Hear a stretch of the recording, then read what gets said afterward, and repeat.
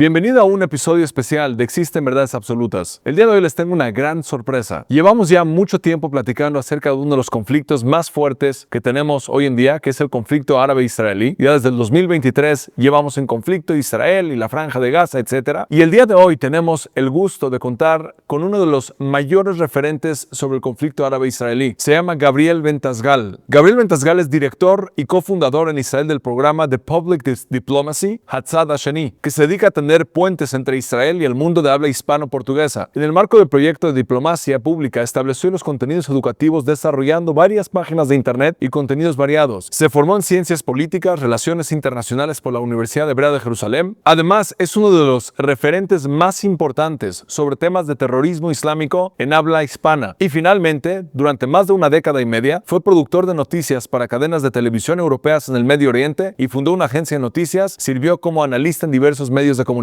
Este episodio no te lo puedes perder. Gabriel Ventasgal es un gran referente y fíjate en la descripción de este podcast, de este programa, porque les dejamos una de las herramientas más importantes que pueden utilizar en cuanto a este conflicto. Yo soy Jaime Beisorek y esto es Existen Verdades Absolutas.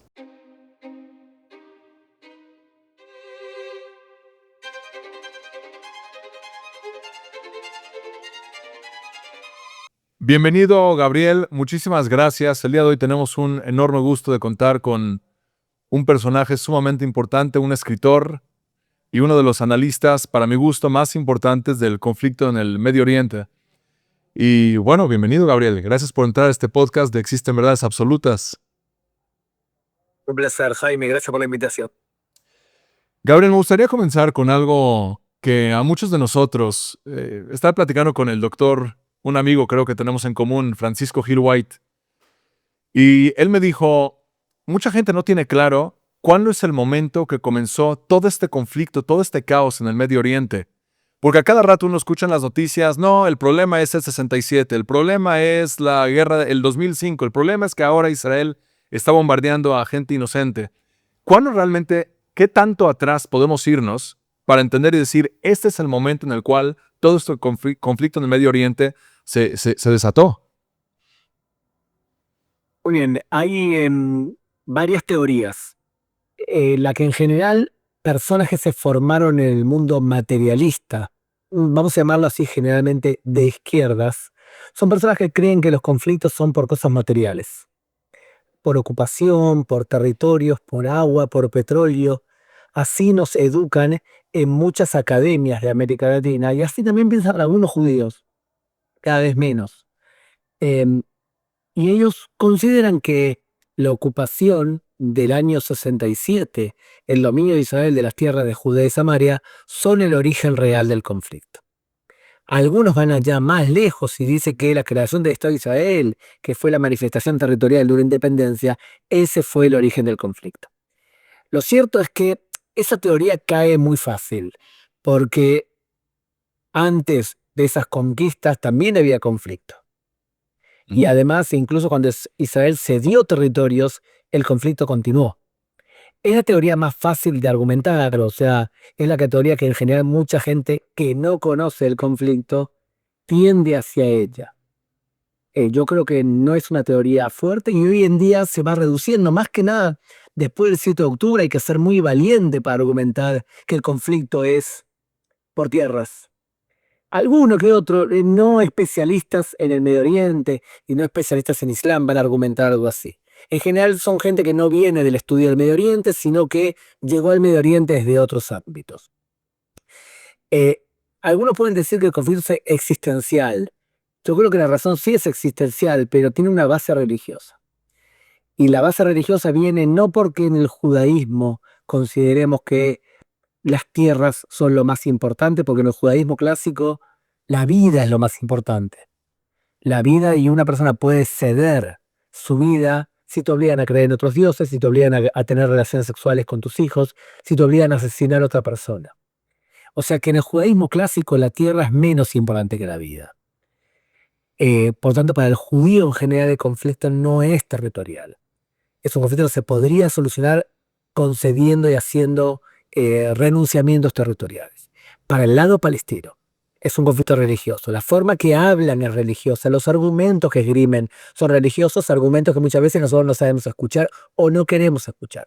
Entonces, si los conflictos son de corte religioso, ¿qué es lo que dicen? De hecho, casi todos esos escritores del Medio Oriente que venden libros, no hay mucha disidencia en ese sentido. Claro. Si el conflicto es religioso, entonces hay que preguntar cuándo comienza. Y la verdad es que tiendo yo a pensar, el conflicto comienza en los desmanes, las masacres de 1929. De hecho, hay dos teorías dominantes, o que empezó en el 2021 o empezó en el 29. En el 2021, el Mufti de Jerusalén fue el gran incitador de las primeras ataques contra los judíos. Pero en el 29 comenzó a utilizar el argumento que el Aqsa, la mezquita del Aqsa, estaba en peligro. O sea, ya empezó a argumentar una tesis religiosa muy fuerte. Porque históricamente los judíos y los musulmanes no nos llevamos mal. Los judíos vivieron en países musulmanes mucho mejor de lo que vivían sus hermanos europeos. Lo que pasa es que el Islam tuvo un trauma tras la conquista del Imperio Otomano en la Primera Guerra Mundial. Entonces el conflicto actual surge después de la Primera Guerra Mundial y después del trauma vivido por el Islam. O sea que te dije lo que considero que es la fecha más probable del comienzo de este conflicto que vemos ahora. Es muy interesante porque la mayoría de la gente se enfoca directamente en alguna de las guerras o en alguno de los momentos de una forma sin tomar en consideración todo este contexto y se nos da por completo que a lo mejor el enfoque que le están dando a la guerra es parte fundamental para poder ver si existe la posibilidad de negociarlo, porque si una persona tiene la mirada equivocada, a lo mejor está tratando a la enfermedad con la medicina incorrecta y entonces no hay lo que hablar, no tiene solución esto. Pero usted que nos está viendo en este podcast lo puede verificar muy fácil. Lea un artículo de una persona que habla sobre Medio Oriente de hace 10 años. Si lo que usted lee es ridículo hoy, como por ejemplo decir que la desconexión de la Franja de Gaza fue un evento magnífico y que solamente nos va a traer seguridad, o que Oslo fue algo genial, si usted lee algo de una persona que hace 10 años escribió y esta persona evidentemente está equivocada, es probable que su visión de mundo también está equivocada hoy.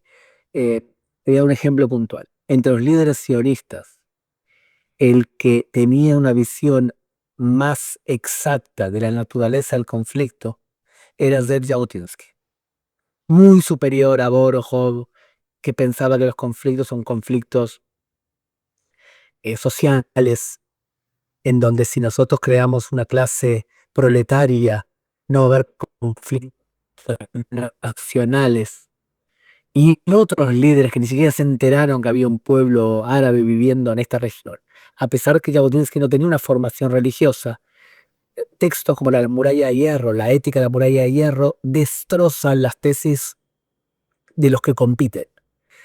Y sin embargo, cuando Jabotinsky escribió lo que escribió, lo trataban de fascista, de fanático, lo acusaban de eternizar el conflicto. Hoy tú lees un texto de Jabotinsky y dices, este hombre realmente entendía el Medio Oriente, entendía el conflicto. Y tú no puedes leer un texto de Borojov porque te dices, este hombre que tomó. O sea, bajo efectos de qué droga se encuentra para poder escribir un análisis de la realidad de forma tan equivocada.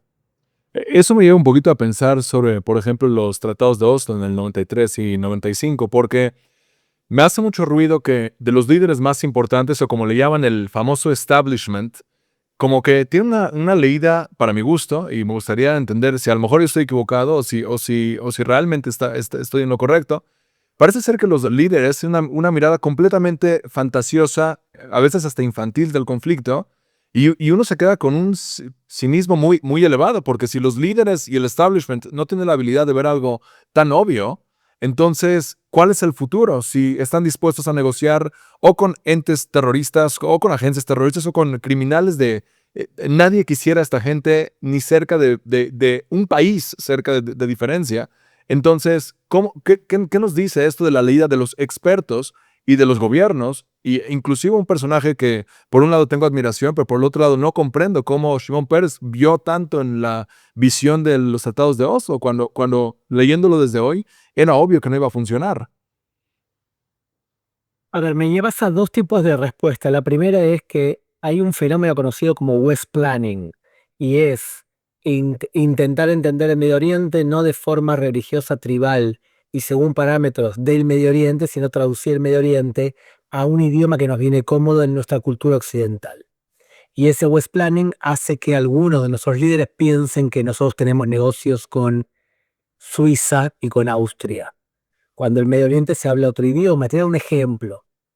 Eh, Elia Vidar escribe un libro muy bueno llamado Ateón, el abismo, en donde él da un ejemplo en donde Ehud Olmert, el anterior primer ministro de Israel, decía que le mandaba el abrazo y el saludo al presidente Hosni Mubarak de Egipto porque tenía unos problemas físicos, una enfermedad, tenía cáncer. Y entonces él estaba convencido de la cultura occidental que eso era un abrazo, un gesto. Y lo que dice Elia Vidar es que esa no es la respuesta que se tiene que dar del Medio Oriente, sino decir una frase parecida a esta. Yo juego squash y Hosni Mubarak juega squash. Y yo estoy seguro que los que dicen que él está enfermo no lo vieron jugar squash porque a mí, que soy más joven, me ganaría por goleada. Esta frase está llena de miel, es una frase que es correcta decir en el Medio Oriente.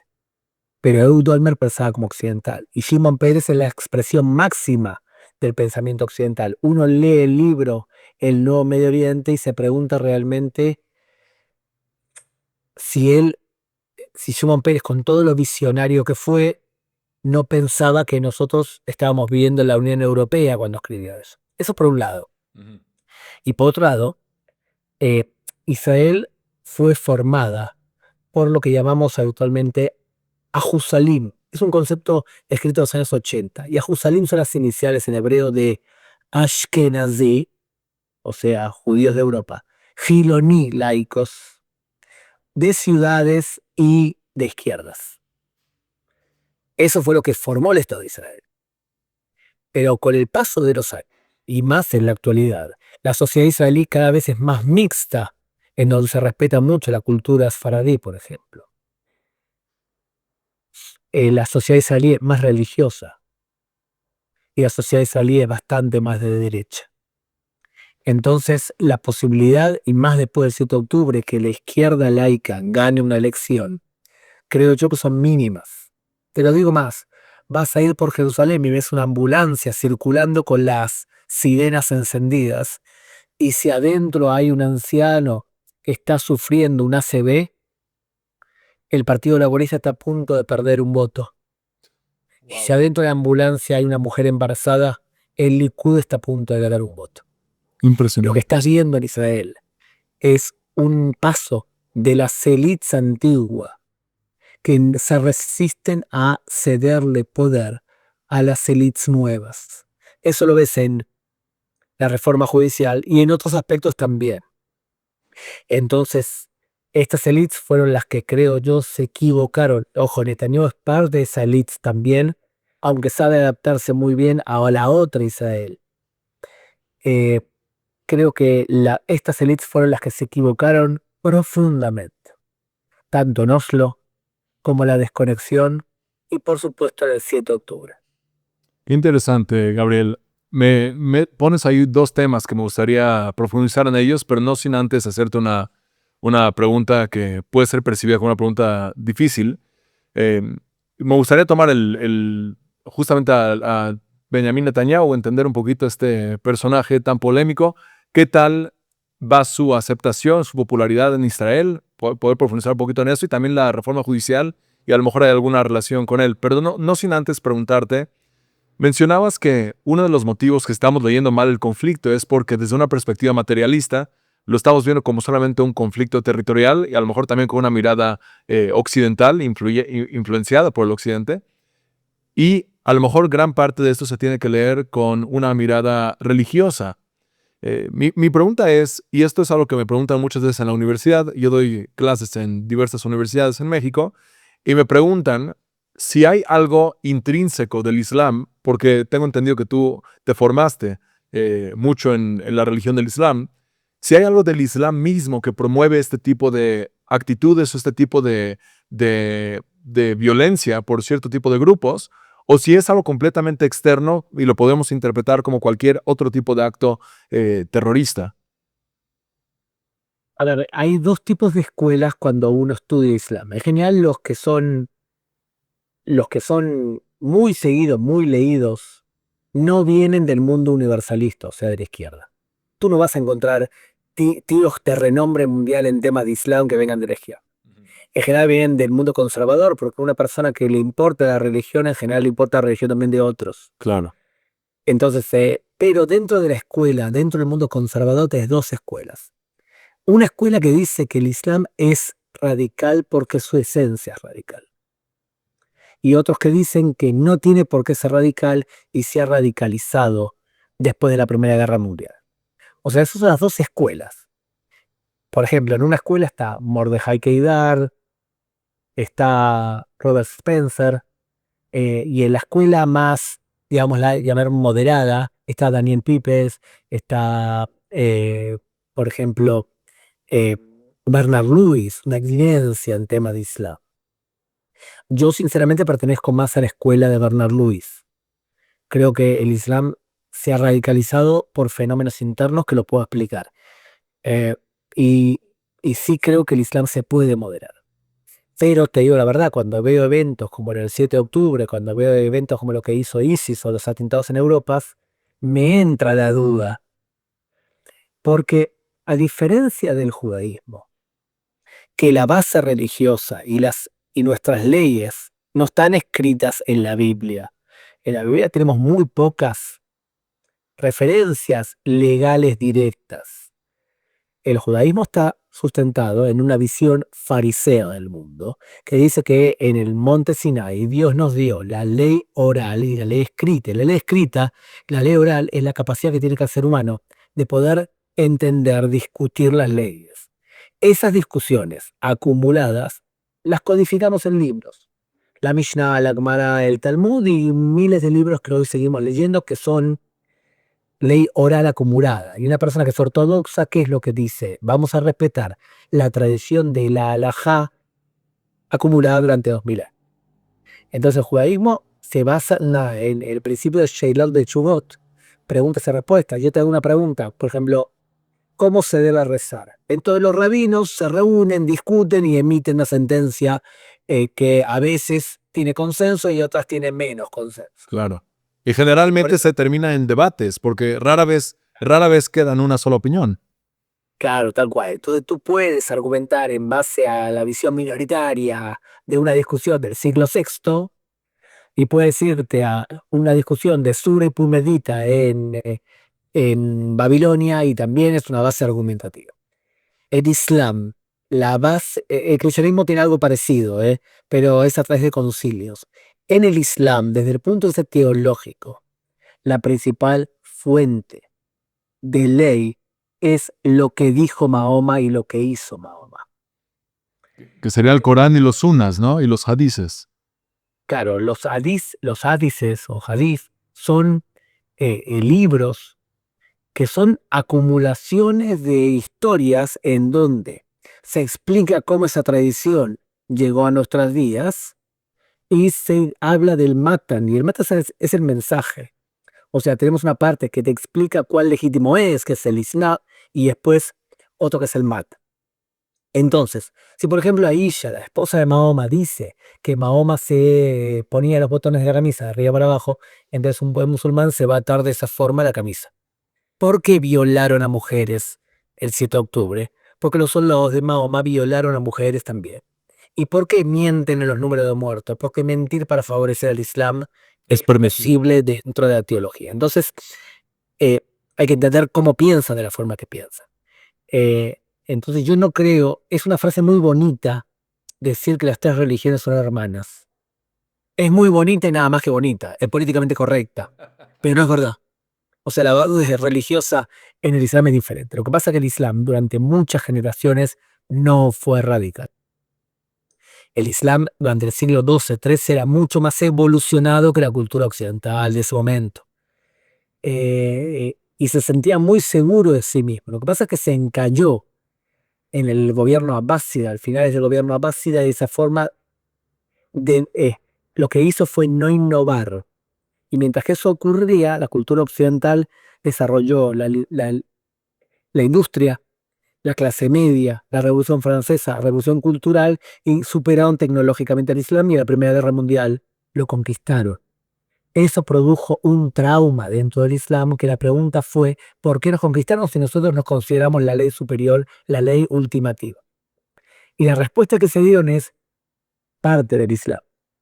Nosotros fuimos conquistados porque no fuimos buenos musulmanes. La forma de revertir esto es volviendo a la época de los días de Mahoma, donde ahí éramos los mejores y en todo sentido.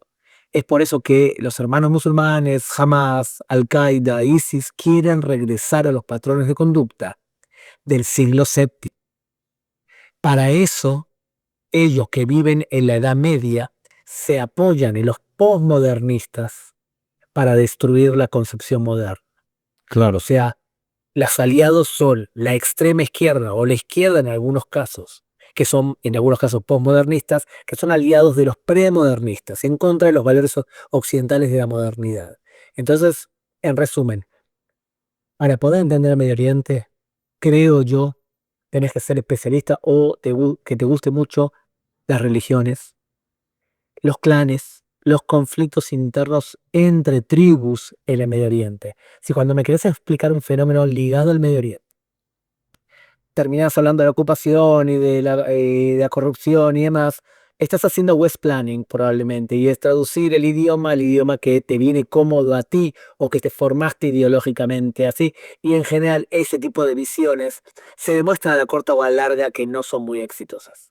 Gabriel, se me hace esto impresionante porque justo cuando estaba diseñando la entrevista decidí no hacerte primero preguntas muy particulares porque creo que justamente a veces es el error, que preguntamos ¿y qué pasó el 7 de octubre?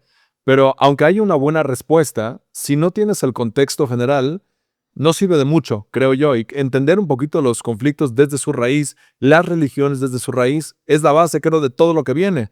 En pensamiento lo voy a llamar rabínico, está también este concepto de entender primero los klalim, los conceptos generales, y ya después abordamos los pratim, las particularidades, y vemos en qué encajan, pero generalmente cuando resuelves las generalidades, lo demás fluye.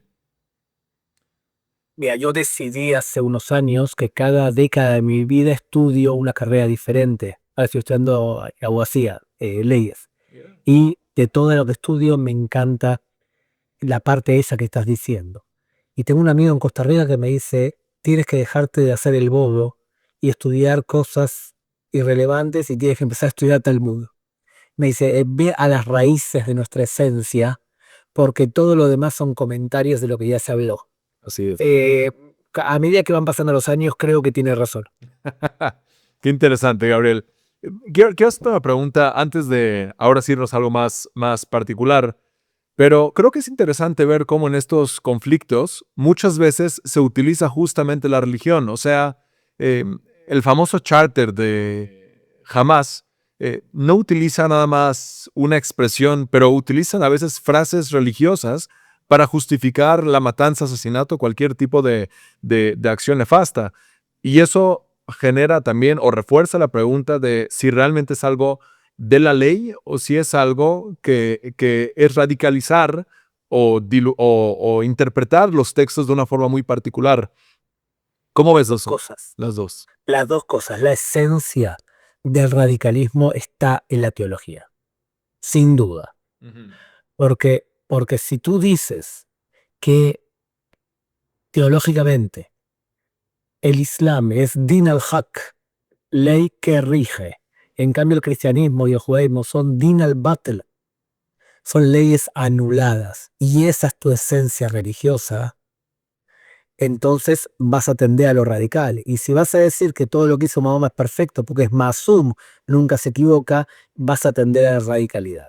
Y si consideras que cristianos y judíos son dimis, ciudadanos de segunda, y eso es tu premisa teológica, entonces lo que pasa es que en el mundo cristiano también había premisas teológicas, algunas de ellas similares, como por ejemplo la teoría del supersesionismo, teoría de reemplazo, que decía que el judaísmo es una religión que ha sido cancelada con la nueva verdad. Lo que pasa es que el cristianismo, con el paso de los años, se ha moderado mucho. y a través de concilios han dicho, entre otras cosas, después del Concilio Vaticano II, que la teoría del reemplazo, del supersesionismo, no es real y nosotros tenemos que respetar a nuestros hermanos mayores que son los judíos. Entonces, lo que ha hecho es, se ha moderado la religión. El Islam lo que le ha ocurrido es que sí teológicamente tiende hacia la radicalidad. La Primera Guerra Mundial se ha radicalizado y creo yo que después de la derrota de ISIS y la derrota, si Dios quiere, de Hamas, va a entrar en un proceso, creo yo, de moderación porque fracasó. El Islam radical, salvo en Europa, no tiene éxito. Ujú. Me acabas de clarificar en todo lo que estamos platicando dos cosas internas del judaísmo, porque yo antes, como rabino religioso ortodoxo, también veía la religión judía como muy enfocada en leyes. Y realmente escuchándote me doy cuenta que aunque sí es verdad que el judaísmo sí tiene una rigidez en las leyes, pero tienes toda la razón, son los principios generales en la Torá y todo el debate de la aplicación de la ley es toda la tradición oral con mucha flexibilidad al grado que en la propia tradición oral, en el Talmud, se menciona que fue una tragedia haber escrita la tradición oral porque la volvió más rígida de lo que tendría que haber sido. Y entre más lo mantienes de manera oral y no la codificas, más tienes la posibilidad de adaptarse y ser flexible a las necesidades de la época o a las creencias de la época y poder adaptar los principios divinos, pero con este debate de la gente capacitada para aterrizarlo en diferentes generaciones. Y sí hay rigidez, pero es rigidez con mucha flexibilidad, a diferencia de solamente emular lo que está escrito. Bueno, ten en cuenta también que si tú tuvieses que enfrentar una situación como la destrucción del Templo de Jerusalén, la revuelta de Bar Kokhba en el siglo II, y me imagino que tendrías miedo que todo lo que acumulaste en tradición oral se pierde, por lo tanto lo escribimos en la Mishnah. O si la religión dominante sería la cristiana y la cristiana la católica, perdón, empieza a perseguir al judaísmo y es probable que tengas miedo y quieras plasmar en papel, claro, para que no se pierda. Entonces, fue una necesidad, pero la gran discusión en este punto que has dicho es hasta qué punto a veces somos flexibles o a veces no somos flexibles. Por ejemplo, te doy un ejemplo puntual. La premisa de ciertos grupos ortodoxos en Israel que no se deben enrolar al ejército porque la prioridad de un joven es estudiar después del 7 de octubre se torna irrelevante. Cuando está en peligro tu vida y el esfuerzo es de todos, no puede ser aceptable que un chico ortodoxo o bien no se enrole o bien no brinde a su sociedad como otros. Claro. A ver, yo tengo mi hijo que ahora se ha enrolado en una unidad de élite del ejército. ¿Por qué mi hijo tiene que sacrificar su vida y un chico de la misma edad que está en una yeshiva no? No quiere ir al ejército porque piensa que es un marco en donde un ortodoxo no se puede manifestar. Bien, que haga servicio social, que sea enfermero en un hospital durante los 2 años de servicio que le toca. Pero todos tienen que ofrecer su parte, incluso los árabes en Israel. Estoy de acuerdo con Creo que algunos líderes religiosos en ese sentido se apegan y son poco flexibles cuando deberían ser más flexibles. Pero entonces la discusión pasa a ser cuándo eres flexible y hasta qué punto eres flexible en ciertos temas y en otros temas no. Creo yo que el judaísmo sí tiene cosas muy flexibles. Por ejemplo, cómo se ha adaptado a la modernidad y al uso de ciertas tecnologías. Y no digo solamente el hecho que una persona ortodoxa de Jerusalén tiene un teléfono móvil kasher y quizás esconde otro no kasher. No digo eso. Digo, por ejemplo, utilizar tecnología para no transformar y mantener la comida caliente durante todo el Shabbat. O el invento del ascensor de Shabbat. Claro. Son todos tipos de flexibilizaciones adaptadas a la realidad de una modernidad diferente a lo que era el siglo IV. Claro. Yo agregaría, y Gabriel, por ejemplo, en temas de embarazos, de infertilidad, también el hecho de tomar todas estas tecnologías, meter todas las premisas religiosas o qué puedes leer dentro de esas tecnologías y después integrarlas, creo que también es un ejemplo interesante de eso. Ahora, Gabriel, déjame regresar a los temas ahora sí particulares. Uno de ellos es, se menciona que Benjamin Netanyahu, previo al 7 de octubre, tenía dos problemas internos muy fuertes. Uno de ellos era la reforma judicial y el segundo de ellos era todos los casos de corrupción en su contra. Y algunos comentan que le vino como bendición esta guerra porque ahora toda la energía de la gente, todo el enfoque de la gente, dejamos la reforma judicial que había prácticamente dividido el país por completo y el nivel de uno viéndolo desde fuera y yo como judío sionista viéndolo desde fuera me partía el alma ver el nivel de fragmentación que había en Israel en cuanto a la reforma judicial. Y a lo mejor él dijo, qué maravilla, una guerra, apoyemos la guerra y quitemos ya sea los temas personales o los temas de conflicto de reforma judicial. ¿Qué tienes para decir sobre esta idea que a lo mejor él sí quiere promover mucho esta guerra y que se alargue lo más que se pueda, independientemente de los rehenes, independientemente de la vida de los soldados? No importa poner en riesgo con tal de asegurarse que no haya este tipo de conflicto interno. Mira, lo que pasa en la sociedad israelí actual, y en muchos judíos del mundo también, es cuando tú nombras la palabra Benjamin Netanyahu, gente aparentemente inteligente se transforma en idiota. Pierde la racionalidad, Jaime. O sea, te habla en lemas y se transforma. O sea, Netanyahu despierta pasiones a favor o en contra, en donde gente deja de ser racional. Entonces, cuando hablamos de Netanyahu, yo creo que hay cosas que ha hecho muy bien y cosas que ha hecho muy mal. Muy mal, por ejemplo, ha hecho cómo ha destruido a todos sus socios todo el tiempo. Cómo ha destruido los potenciales sucesores de Netanyahu. Cómo ha alimentado la división dialéctica, no de forma directa tanto, sino a través de un montón de gente que hace el trabajo sucio para él. Y ha hecho cosas muy buenas, como por ejemplo su política económica macro, o por ejemplo el hecho de decir que antes de firmar la paz con los palestinos, que son el pueblo más problemático de la región, Israel debía ser una potencia en varios temas y firmar la paz con los países sunitas no radicales. O sea, Netanyahu ha tenido grandes aciertos y grandes desaciertos. Como todo líder, la casa de Ben Gurión fue todo decisiones acertadas. Ben Gurión decidió que no iba a ver televisión porque él pensaba que la gente tenía que hacer actividad física. Y Ben Gurión llamaba a Jabotinsky de Vladimir Hitler. ¿Vale?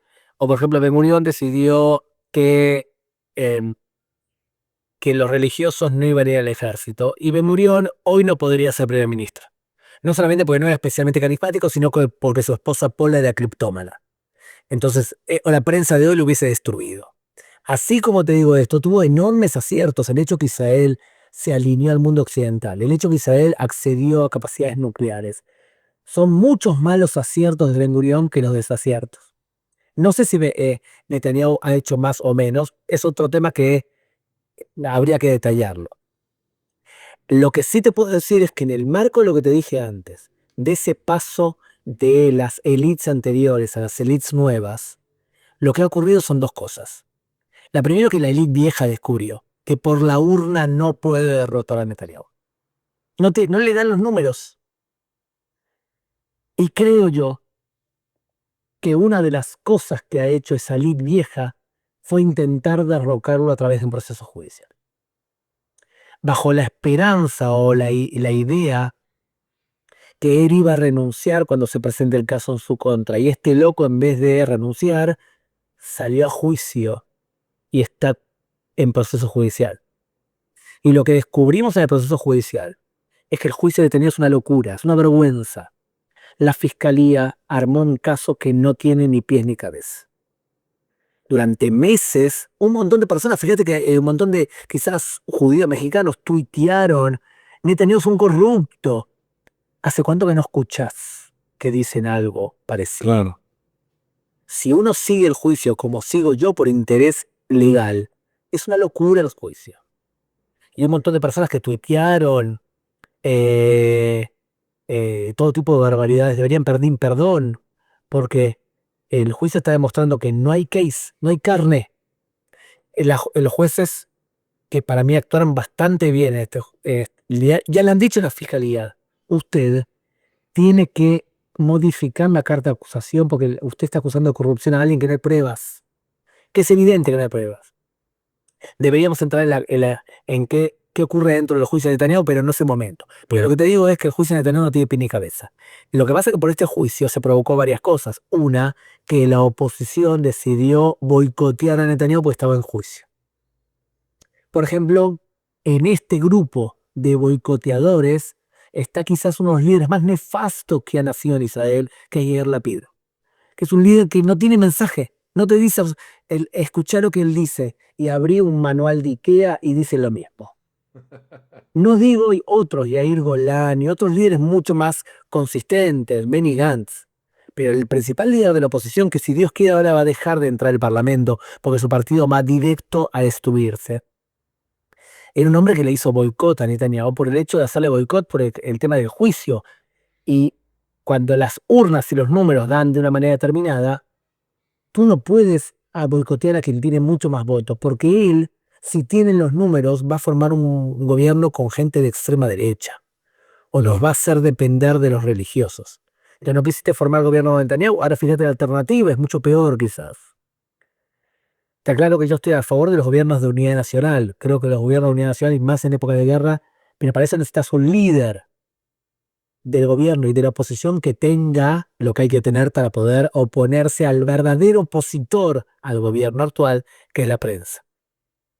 Dicho esto, la prensa israelí, dicho esto, o sea, porque si tú lo que haces es formas un gobierno con Netanyahu, como hizo Benny Gantz, y la prensa te trata como un traidor, un imbécil, un débil, hay que tener personalidad para aguantar esos ataques. No todos lo pueden hacer. Benny Gantz durante un tiempo lo pudo hacer y después no aguantó. Eso por un lado. Ahora, dicho esto, los gestores, los creadores de la reforma judicial no fue Benjamin Netanyahu.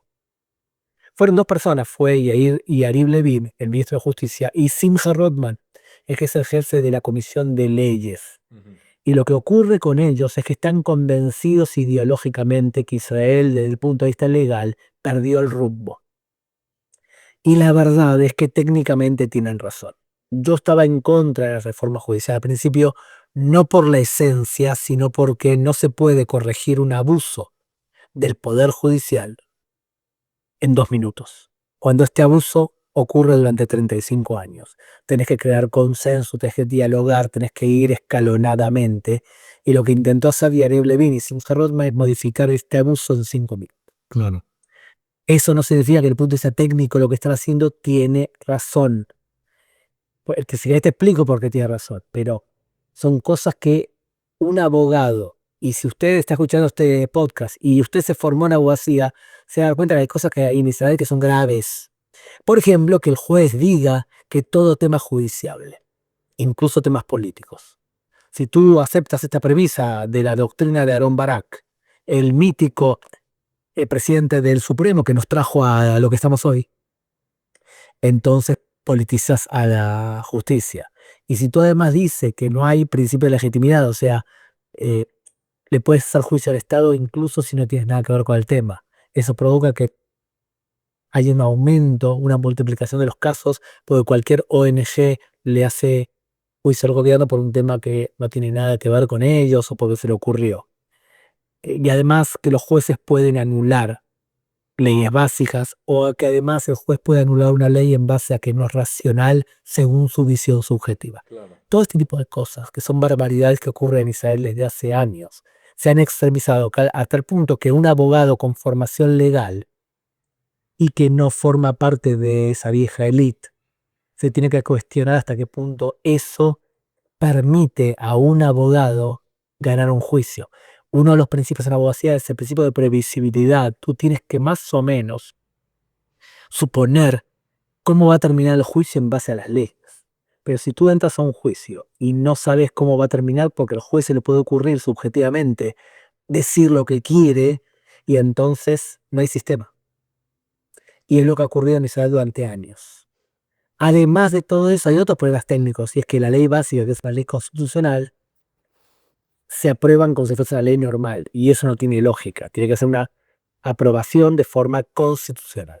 Hay varios problemas del sistema judicial de Israel que necesitan una reforma profunda. No puede ser que durante 20 años esté ganando las elecciones los conservadores y tengas un sistema judicial en donde en un momento 12 jueces eran de izquierda o de extrema izquierda y 3 jueces eran quizás algo conservadores. Claro. ¿Y eso por qué? Porque amigo trae amigo. Ahora, yo entiendo que hay gente que no quiere que haya reformas, porque si no gana las elecciones, ¿cómo mantiene el poder bajo su control? Entonces, a mí me parece normal. Y muchos de estos que no quieren reformas, los vas a ver manifestándose en Kaplan, bajo la excusa que están defendiendo los rehenes y la liberación de los rehenes. Claro, que es interesante cómo se van mezclando diferentes causas escondidas en diferentes etiquetas cuando realmente no es por lo que están abogando, pero es la excusa para hacerlo. Que es justo lo que mencionabas anteriormente con... Yo te iba a hacer una pregunta, pero ya la respondiste con el tema. Sí, Jaime, fíjate, esta misma gente que está manifestándose en Kaplan, hace unos años manifestaba por el juicio contra Netanyahu, después por las medidas del corona, después por la formación del gobierno y de Avi Maoz, un ministro que fue nombrado, y luego fue por el tema de reforma judicial y ahora es por el fin de la guerra y la liberación de los rehenes. Son las mismas personas que valen 3 diputados claro. que se manifiestan en Tel Aviv, que es la burbuja de esa vieja Israel. Hace 5 años está manifestándose. Cada día queda más claro que su manifestación es una manifestación política, ¿ves? Completamente legítima. Pero es un problema porque tú ves esas manifestaciones y con la cobertura de sus socios. Pues recordemos que la vieja Israel tiene bastiones de poder en 4 lugares: la justicia, la academia, la prensa y la élite del ejército. Entonces, si tú haces una manifestación y son 100.000 tíos, 120.000 valen 3 diputados, ¿ok? Y son 100.000 hombres en una buena manifestación. Tú no vas a decir si sos prensa, vas a decir que al fin y al cabo es más que nada simbólico. Tú lo que vas a decir es magnificar esa manifestación porque coincide con tu ideología. Por eso yo sugiero, si amas Israel o si te interesa mucho el Medio Oriente, intenta no ver noticias. Escuchar podcast es para mí más importante. Los podcasts te permiten entender de forma profunda fenómenos si el entrevistado tiene la capacidad para poder hacerlo.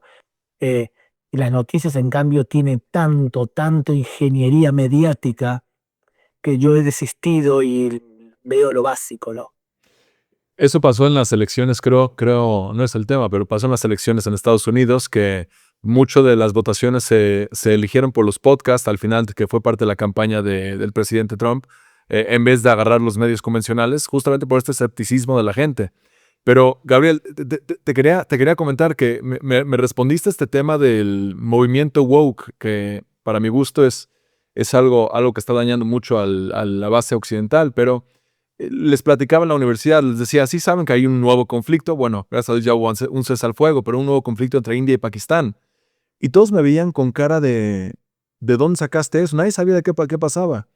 Y les decía, sí saben que son 2 países con potencia nuclear y el potencial daño de esto puede ser enorme. Y la gente ni sabía de ese conflicto. Pero en el primer día que hubo un conflicto con Israel y Hamas, todo el mundo sabe. Y uno se pregunta, ¿cómo puede ser que de repente en ciertas noticias son importantes y otras noticias que a lo mejor pueden dañar más realmente a la estructura del mundo? Puede dañar mucho más un conflicto Pakistán-India que un conflicto de Israel en la Franja de Gaza. Y entonces te das cuenta que a lo mejor tiene que ver, como dices, el control de la prensa, motivaciones alternas. ¿Cómo puede ser? A mí me fascinó la frase, lo acabo de citar en otro lugar, pero la frase de Netanyahu cuando vino a la ONU y dijo, es todos los que están de izquierda, que están abogando por Hamas, por los terroristas de Hamas, decía, es como los pollos que están abogando por KFC. Y se me hace fascinante porque se están enfocando en caos. Esta gente, si va vestida de la forma que van vestidas a la Franja de Gaza, los avientan de edificios o los violan. Y esa gente está abogando por eso y te da la apertura para entender que realmente tiene que ver con motivaciones mucho más distintas a las que aparentan que es justicia y humanidad. Nada que ver con eso. Son cuestiones políticas que muchas veces en su base es querer tirar ciertos valores que van en contra de su ideología. Yo aconsejo a una persona con tendencia woke no intentar entenderla desde el punto de vista racional. y tampoco intelectual, porque el movimiento woke es esencialmente antiintelectual. Divide el mundo entre buenos y malos, y los malos son malísimos, y los buenos son buenísimos. Y entonces hay que eh, identificarse, hay que ser solidarios con la parte víctima, incluso sin cuestionar lo que está haciendo. Entonces se forman alianzas irracionales entre grupos feministas y el Islam radical, entre grupos LGTB y yihadistas. ¿Qué los une? El odio. El odio hacia todos los valores occidentales y lo que representa y lo que logramos como humanidad. Entonces yo no creo que hay que tomarlos intelectualmente y sí creo que hay que derrotarlos intelectualmente. Y mostrando en algunos casos su inconsistencia, pero también teniendo una actitud agresiva. Porque esta misma gente, en muchos casos, tiene una cultura democrática muy endeble. Son los que cancelan a otra gente que piensa diferente, los que prohíben que hables en medios de comunicación. ¿Ok? A ver, hay una organización en América Latina de judíos con tendencia woke, que cuando una vez fui a México, porque algunos de sus líderes son mexicanos, hizo varios movimientos para que Gabriel Ventasgal no dé conferencias en México. Porque, ahora, ve tú a explicarle que Gabriel Ventasgal se formó en Medio Oriente 1000 veces más de lo que te formaste tú. Claro. O sea, que es un analfabeto en Medio Oriente. Entonces, pero ellos van porque tienen, o creen que tienen, por suerte en México, este tipo de personas no tienen mucha influencia, porque la comunidad judía de México es una comunidad muy sionista, que le interesa saber cosas de primera mano o tiene una tendencia a identificarse con el mundo judío desde la razón y del corazón también, Claro. y muchas veces de su bolsillo también. Claro. Entonces, pero es un fenómeno conocido, el woke en general no tiene una cultura democrática saliente. Así es. Entonces, dicho esto, hay que sí intentar ponerlos en su lugar. A veces, como acabo de hacer yo ahora, ¿te das cuenta? Acabo de decir que este grupo es un grupo de analfabetos. A me decir, pero Gabriel, fuiste muy agresivo con ellos. Sí, pero ellos en general fueron agresivos con toda la oferta de alguien que tiene más formación intelectual que ellos.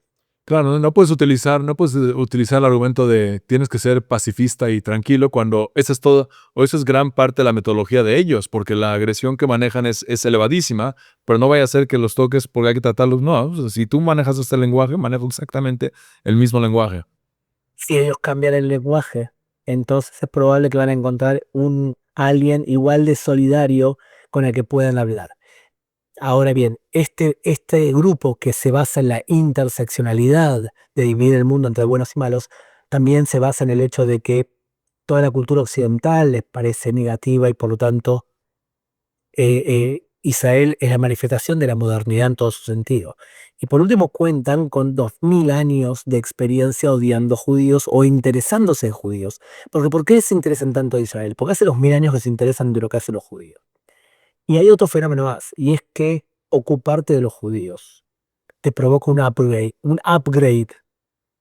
Te doy un ejemplo. Imagínate que tú eres un gran defensor de los pececitos globo bufón, que son esos peces que se inflan y se transforman en una especie de globos, que de pinchitos. Si tú eres un defensor para que no se extingan esos peces, nadie te va a dar una pinche entrevista en un medio de comunicación. ¿Estamos de acuerdo? 100% de acuerdo. Pero si tú dices que el Estado de Israel es el principal destructor que mata a los globo bufón, muchos medios de comunicación, si no todos, te van a dar la entrevista, porque entraron los judíos a escena. Entonces Israel despierta ese tipo de interés que a veces es bueno y a veces es malo, muchas veces es malo. Entonces es digamos, un presidente fracasado, como Gustavo Petro en Colombia, que una vez por día trina, o sea, tuitea algo en contra de Israel, porque eso le provoca upgrade. Claro. Deja de ser defensor de los globos bufón y a ocuparse de su economía y empieza a transformarse en el paladín que logra los aplausos de esas masas de extrema izquierda. Bueno, Lo vuelve relevante, lo vuelve algo relevante. es una actitud bastante desgraciada. En ese sentido, el conflicto palestino-israelí despierta ese tipo de pasiones. Como yo trabajaba de periodista durante mucho tiempo, tenía su parte buena, y es que podés venderle a los medios de comunicación cualquier verdura que se interesan en todo lo que hacen los judíos. Gabriel, por cuestiones de tiempo me gustaría hacerte una última pregunta y terminar con una recomendación. La pregunta es, hay un debate si realmente Estados Unidos es un aliado o no. En cuanto a la presidencia de Biden, la administración de Biden, que estaban limitando mucho el envío de los armamentos y que sí puedes hacer esto y que no puedes hacer lo otro. Sin embargo, llega Trump, asciende al poder, ¿no? Y su administración directo les suelta las riendas, por decir, y al mismo tiempo parece ser ahora que aunque te sueltan los armamentos, pero a lo mejor no quiere directamente tratar contigo y está dispuesto a negociar con Irán, con el riesgo que Israel sea el mayor afectado de la región, un gran aliado. ¿Cómo interpretas? Te daré dos preguntas concretas. Uno, de manera genérica, ¿Estados Unidos realmente es un aliado de Israel o es una cuestión completamente de intereses? Y dos, ¿ves una distinción entre la administración de Biden a la administración de Trump o los dos son igual de buenos o malos? Esta pregunta me suena a que hace poco has entrevistado a Francisco Gil. Totalmente verdad. Sos una entrevista a Francisco Gil y a veces hacemos entrevistas juntos. En este punto tenemos grandes diferencias. Y yo le digo, Francisco, a veces exagerás en tus visiones de conspiración. Yo creo que para responder a eso no es monocromático. O sea, hemos tenido presidentes republicanos muy pro Israel, como por ejemplo el actual presidente Trump. Ronald Reagan en muchos aspectos, en muchos aspectos. Nixon, que nos ayudó enviándonos armas durante la guerra del 73. Y hemos tenido presidentes demócratas también muy pro Israel, como por ejemplo Bill Clinton. Y hemos tenido presidentes demócratas muy anti-Israel, como por ejemplo Jimmy Carter o Barack Obama.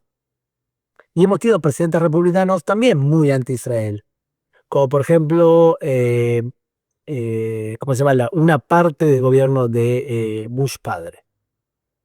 Una parte.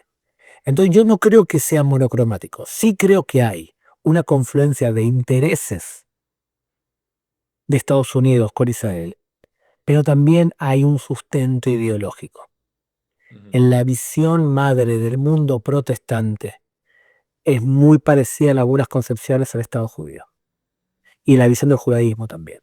Por ejemplo, el concepto de, mientras que en algunas religiones ser rico conlleva culpa y ser rico no está bien visto, en el judaísmo, en el mundo protestante, esforzarte, trabajar y tener éxito es felicitado y es admirado.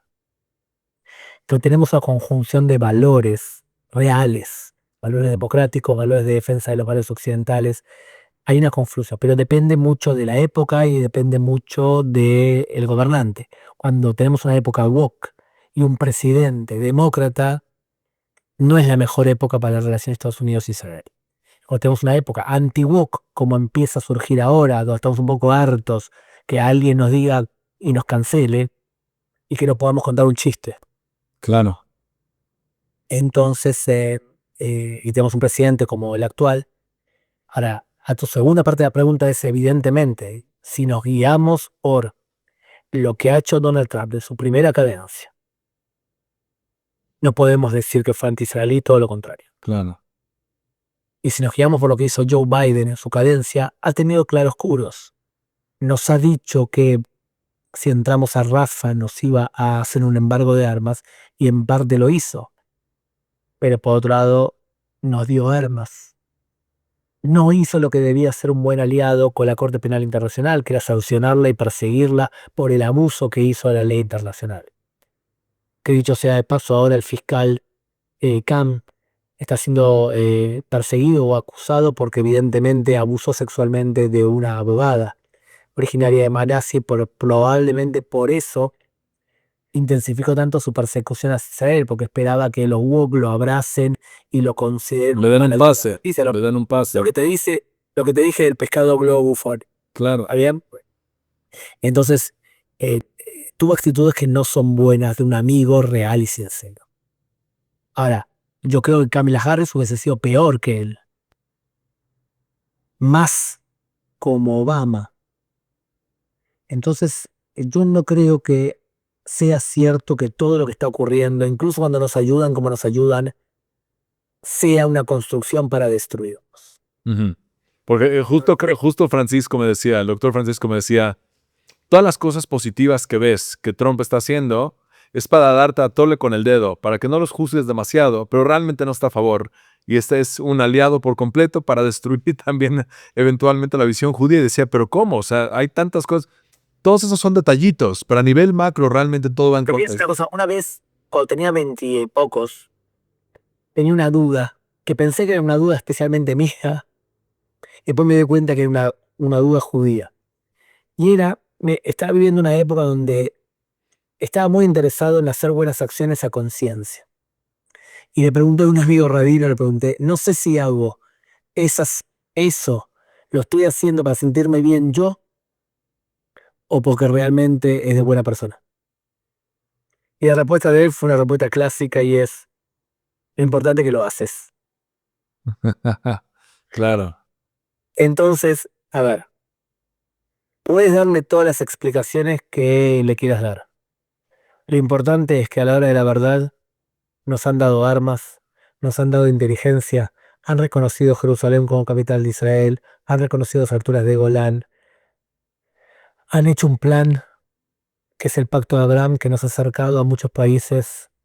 Yo creo que puede ser que todo esto sea producto de una intención subliminal. Ujú. Lo que pasa es cuando a veces ves la realidad de esa forma, primero llegas a la conclusión de que todo esto es así porque nos quieren destruir y después tienes que adaptar los argumentos para que coincidan con la sentencia. Lo que pasa es que a veces los argumentos no coinciden y tienes que esforzarte muchísimo para justificar. Entonces yo decía, bueno, justifico que trasladó la embajada de Estados Unidos a Jerusalén, lo hizo porque quería, no sé. Claro. Bueno, Y los altos del Golán. Clu- Y por esto, y claro, esto por esto. hay que hacer mucha ingeniería argumentativa para que coincida el deseo de la conclusión a los eventos anteriores. Gabriel, no puedo despedir terminar agradeciéndote sin preguntarte. Yo quiero hacer algo antes que nada, que sé que no estaba planeado, pero te quiero comentar que antes de comenzar esta entrevista, bueno, así llevo un par de días, que decidí empezar a leer varios libros relacionados con el conflicto en el Medio Oriente y terminé de este libro. Se me hizo brillante este libro porque son una cantidad inmensa de preguntas, 300 preguntas en 300 palabras, y está tan claro y tan conciso que luego una persona, estaba leyendo otros varios libros, y prefiero nada los nombres por la crítica que voy a hacer, porque aunque son buenos libros, son libros que te llevan de un lugar a otro lugar y son tan abstractos que de repente dices, espérate, ¿y cuál es la pregunta? ¿Cuál es la respuesta? ¿Cuál es la información concreta? Te quería agradecer muchísimo porque este libro de 300 preguntas en 300 palabras realmente creo que es de los mejores libros que he leído de Israel. No digo los más profundos, pero de los mejores libros porque aborda, te da la dirección con la idea general, la dirección, y ahora tú tienes que investigar por tu parte el tema que te llame la atención. Ya compré, que sepas, la nueva edición, porque me enamoré de compré la nueva edición y primero Dios la pienso leer y me gustaría hacer, no contigo, pero quiero hacer un review del libro porque creo que está fenomenal. Y te quería preguntar, ¿qué recomendación nos puedes dar, ya sea a los oyentes de este podcast o en general, si uno se quiere formar más en temas relacionados con Medio Oriente, en particular de este conflicto, Israel y los palestinos, o Israel y la Franja de Gaza, de la forma que lo quieras definir, porque ahí hay también todo un tema? ¿Qué recomendaciones darías de autores, de podcasts, de noticias, no noticias, autores y podcasts que nos podrías recomendar? Eh, a ver, mucho depende de tu formación filosófica, abiertamente, porque en general escuchamos muchas veces las cosas que coinciden con tu forma de pensar, ¿verdad? Entonces, eh, sí creo que hay que tener conocimientos de muchos temas paralelos. Tenés que saber un poco de ley internacional, tenés que saber mucho de Islam, tenés que saber mucho de historia, por supuesto. Eh, tenés que saber temas étnicos, lo que pasa en el país. O sea que es todo un tema porque tenemos otras obligaciones nosotros. Yo creo que hemos desarrollado una especie de ayuda que te sugiero si querés enviársela a la gente que escucha, y es que dentro del chat GPT creamos algo llamado chat GBT, chat de Gabriel Tascal. Y lo que hice ahí fue subir un montonazo de libros que considero que tienen contenido buenos. Wow, tú le preguntas al chat y en base a libros y de páginas que tienen contenido para mí buenos, te da las respuestas en castellano y te da respuestas cortas. Entonces es un chat creado para responderte rápidamente a cosas. Es una herramienta, creo yo, útil porque no se basa solamente en una visión, sino en un montón de páginas que creo que tienen contenido no woke. Entonces, eso por un lado. Y yo sí creo que lo mejor es escuchar hoy en día el podcast. El tema, por ejemplo, está Gadika Tawa, y lo que pasa es que hay muchos podcasts que son en hebreo. Eh, y sí creo que ha llegado quizás el momento de invertir y hacer entrevistas en hebreo, pero con inteligencia artificial hablarlas en castellano, Claro. para que israelíes en primera mano te puedan explicar cierto tipo de cosas. Pero sí, yo voy por tema de podcast y con respecto a profundidad de contenido, estamos en varios proyectos que quizás para próximas entrevistas te voy a comentar cuando ya esté avanzado.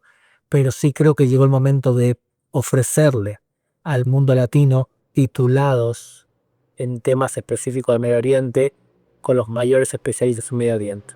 Totalmente. Gabriel, te quiero agradecer muchísimo. Muchas gracias por tomarte este tiempo. Sé que nos pasamos del tiempo que me diste. Lo aprecio mucho y muchas gracias por estar en este podcast.